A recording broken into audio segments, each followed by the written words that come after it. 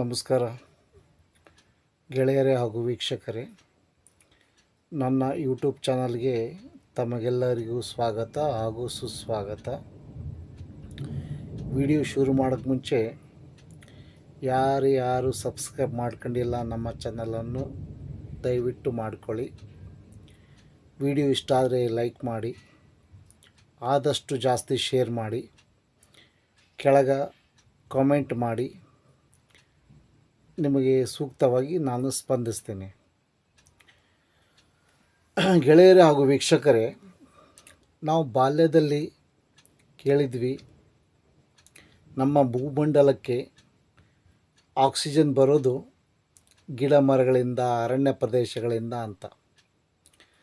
ಅದು ಸ್ವಲ್ಪ ಮಟ್ಟಿಗೆ ಸರಿ, ಆದರೆ ನಮಗೆ ನಮ್ಮ ಭೂಮಂಡಲಕ್ಕೆ ಜಾಸ್ತಿ ಅಂದರೆ 80% ಆಕ್ಸಿಜನ್ ಬರೋದು ಸಮುದ್ರದಿಂದ ಅಥವಾ ಸಮುದ್ರಗಳಿಂದ, ಅದರಲ್ಲಿರುವ ಜೀವರಾಶಿಗಳಿಂದ. ಅದು ಕಣ್ಣಿಗೆ ಕಾಣಲಾರದಷ್ಟು ರಾಶಿಗಳು, ಅದು ಬರೀ ಮೈಕ್ರೋಸ್ಕೋಪ್ನಲ್ಲಿ ಮಾತ್ರ ನೋಡ್ಬೋದು. ಅಂಥ ಜೀವರಾಶಿಗಳಿಂದ ನಮಗೆ ಆಕ್ಸಿಜನ್ ಬರ್ತದೆ. ಆದರೆ ನಾವು ಬಾಲ್ಯದಲ್ಲಿ ಓದಿದ್ವಿ ಅಮೆಜಾನ್ ಫಾರೆಸ್ಟ್ ಕಡೆಯಿಂದ ನಮ್ಮ ಶ್ವಾಸಕೋಶ ಇದ್ದಂಗೆ, ಲಂಗ್ಸ್ ಇದ್ದಂಗೆ ಅಂಥೇಳಿ ನಾವೆಲ್ಲ ಬಾಲ್ಯದಲ್ಲಿ ಓದಿವಿ. ಅದೆಲ್ಲ ಈಗ ನೋಡಿದರೆ ಅದೆಷ್ಟು ಸರಿ ಅನ್ನೋ ಪ್ರಶ್ನೆ ಉದ್ಭವ ಆಗುತ್ತದೆ. ಆದಾಗ್ಯೂ ಅದು ಸಮುದ್ರದಿಂದ ನಮಗೆ ಫೋಟೋಸಿಂಥಸಿಸ್ ಜನರೇಟ್ ಆಗಿ ನಮ್ಮ ಆಕ್ಸಿಜನ್ ಬರ್ತದೆ.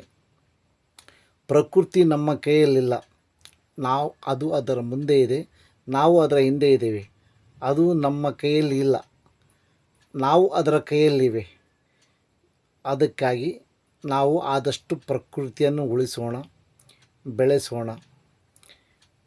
ನನ್ನ ಈ ಮಾತು ತಮಗಿಷ್ಟವಾದರೆ, ವಿಡಿಯೋ ಇಷ್ಟವಾದರೆ ಲೈಕ್ ಮಾಡಿ, ಶೇರ್ ಮಾಡಿ. ನಮಸ್ಕಾರ, ಧನ್ಯವಾದಗಳು. ಜೈ ಹಿಂದ್.